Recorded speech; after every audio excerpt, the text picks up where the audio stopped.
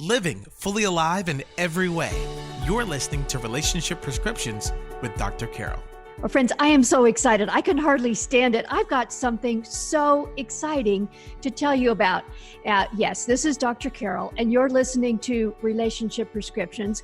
But I have been waiting for weeks to be able to tell you about this, and now we can. The second annual Change Conference is coming up October 26th. But before I tell you all those details, let me ask you something. What's going on in your mind right now? What are you thinking about? What are the feelings that you're dealing with right now? What thoughts are going through your head? Every minute of every day, and frankly, a lot of the time when we're asleep, things are going through your head. Sometimes those are things you choose to think about. Many times there are things going on in your mind that, well, if you really thought about it, you wouldn't really have chosen to think or feel or to do that with your mind. Your brain, your mind is impacted by everything around you, by experiences in the past, by your relationships that you are dealing with right now, by circumstances in your life, and yes, by your relationship with God, your faith, however that is impacting your life.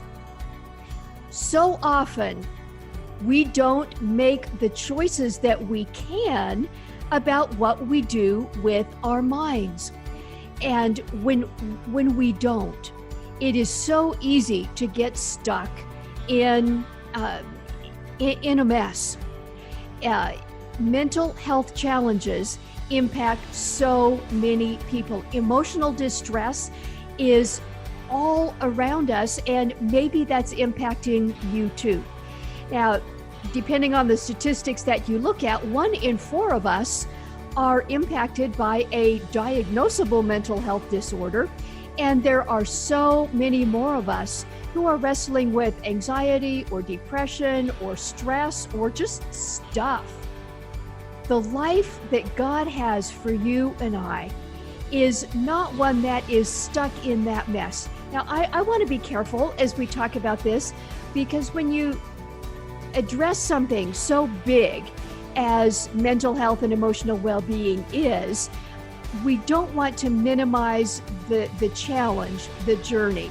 This is not something where you just take one magic step and everything immediately gets better. But there are things that you and I can do to experience so much better well-being when it comes to mental health and emotional wellness. There are steps that we can take that make a difference. Now, friends, that is what we are talking about at the Changed Conference 2019, Mental Health and Emotional Wellbeing. That is coming up on October 26th here in Austin, Texas. Now, this is not just me standing up there teaching, although I will have things to share. This is going to be much more of a workshop style event with, there'll be interviews, there'll be interactive exercises. Yes, there'll be some teaching.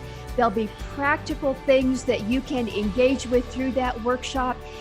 And you can learn and experience so much about what is involved in taking charge of your mind so that you can experience mental health and emotional well-being. Now, one of our guests, our keynote guest, Dr. Michael Bishop, joined me in his office for a conversation about some of these topics. Dr. Bishop has been a therapist for over 30 years, working with couples and families, but more than just interacting with individuals and couples on a daily basis in practice, he has also been teaching others to do the very same thing. He has been the director of Austin Family Institute for over 30 years as well, just recently moved more into a private practice setting. He has taught family therapy at St. Edward's University. He's taught those going through medical training at the University of Texas. He has supervised other therapists in training. He has taught at seminary. He is also a person of faith. How our relationship with God, how our journey of faith interacts with our mental health and emotional well-being, uh, as that impacts our relationships and all the areas of our life, is something Dr. Bishop takes very seriously, and it's been a big focus of his career all through these decades. I met with Dr. Bishop in his office, and we talked about this for a little bit. I know you will find this conversation encouraging. Yeah, near the end of our conversation, you'll hear some construction that started just outside the office door, frankly. But take a listen. Dr. Bishop will be joining us for the Change Conference, and this can get you a little taste of some of the things that he will be sharing, that we'll be talking about at the conference. So here's my conversation with Dr. Bishop. Well, Dr. Bishop, I am so looking forward to our Change Conference coming up and you being with us at that event. And just around this whole topic of relationships and mental and emotional wellness and faith and how all that comes together, you have such a broad experience there. And I'm just thrilled that you can be with us today and also for that event. So first of all, a great, huge thank you. Well, thank you. Well, you're welcome, and thank you for asking me. It's a pleasure for me to be there. From your perspective, in working with families and individuals and the relationships and spiritual challenges they face, let me just first ask you to just comment on how our relationships impact our mental and emotional wellness. I know that's a big focus of the work you have done with individuals and families.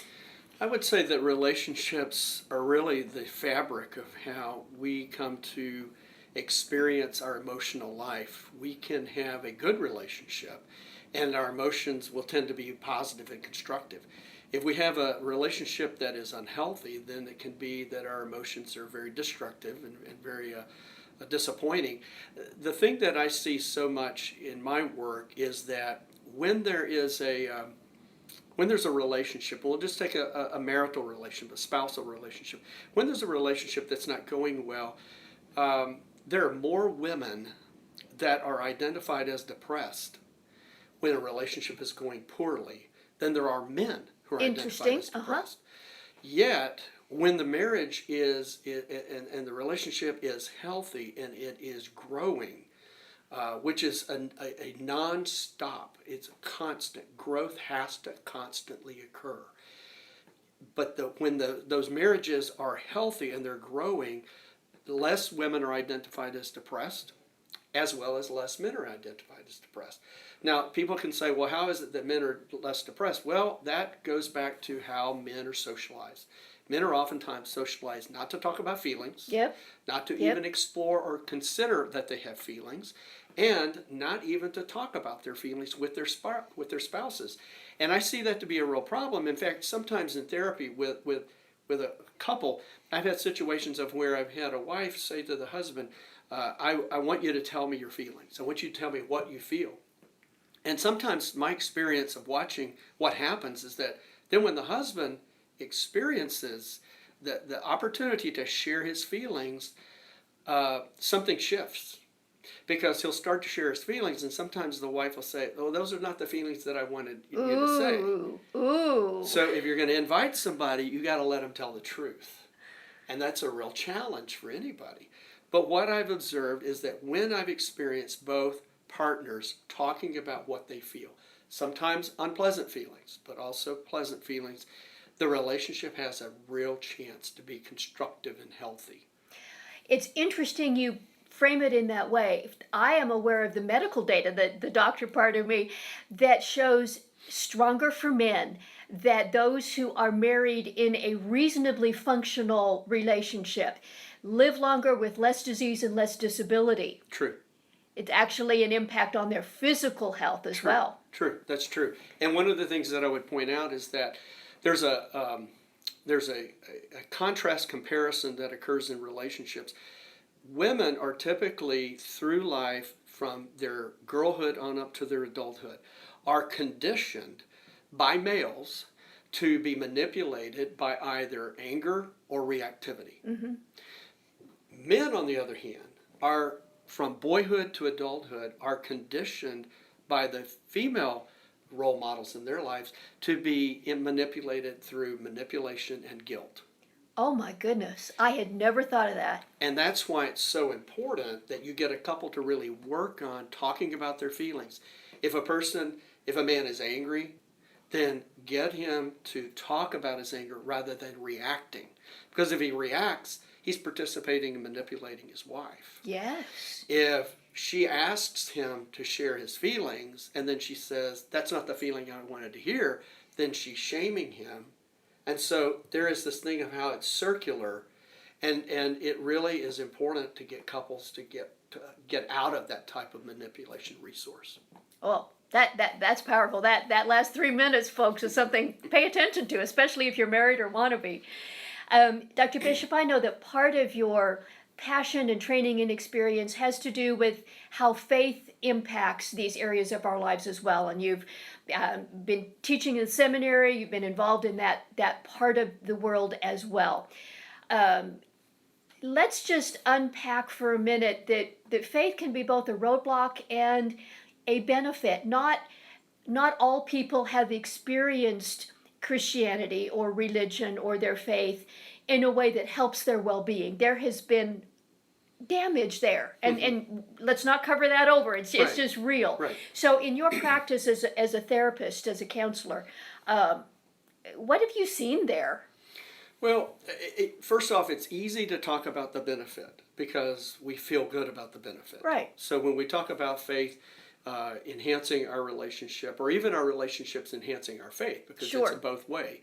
I think that it's so simple to talk about the good part, but we're often uncomfortable to talk about the bad part. And I think that in our upcoming event, I'm happy to talk about both, but for this case, I want to talk about some of the abuses, because we experience true. religious abuse and spiritual abuse. And oftentimes, the religious abuse and spiritual abuse is really about power. And I don't mean authority, I mean power. It is talking about getting somebody to knuckle under, Yeah. as the cliche goes, or it's about getting people to do what I want them to do. And that is not healthy. That's just simply not healthy. And what is so tragic in my work is to see sometimes when people have recently been spiritually or religiously abused, Yes. or they have grown up in that type of experience. Because getting them to even talk about their faith, there's such an angry reactivity to that. And sometimes all I want to know is just what your experience has been. Yeah. Because that helps inform me really about what kinds of questions I can ask and what kinds of questions could trigger somebody when I'm not trying to trigger somebody.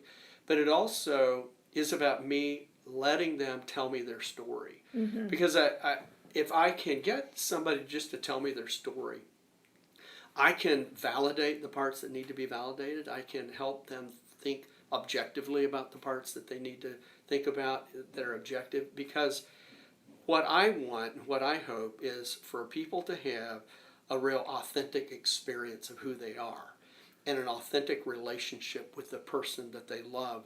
And what I would point out is that true spirituality is about authenticity.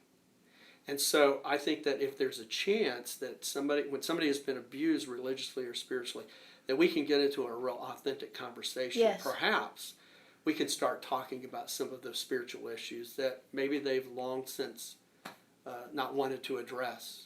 But I find that people have a real desire. In fact, I'll even say this, and this is not so much about me. My brother-in-law is a retired pastor, and he was in a county seat city of about 85,000, and he was on the radio, their local radio, when he would preach on Sunday mornings, and he was contacted by a man in the community and wanted to have coffee with him, and the man started out at the very beginning of the conversation, "I'm an atheist," and he said, "I hope that doesn't bother you." My brother-in-law said, "No, it doesn't bother me, but I'm real curious about what you want to talk about." Sure. And he said, "I want to talk about faith." And what ended up happening there is the man brought another person. So soon, my brother-in-law was having lunch with 4 men who were avowed agnostics or atheists. And he said, "In my whole ministry," this is somebody who's just recently retired. My whole ministry, those were the most honest conversations about God and faith that I had in my whole ministry. Because those men just wanted to ask questions. And he let them ask whatever they wanted. And he just dialogued with them. And he said, I have no ability to identify what their spiritual future will be. But he said, at least I've participated. God will do the rest. That's a powerful story. One of my professors in seminary used to say that our job is to connect this person's story with God's story and then let him continue their journey, that our role isn't to fix it. And to hear that about your brother-in-law, that's powerful.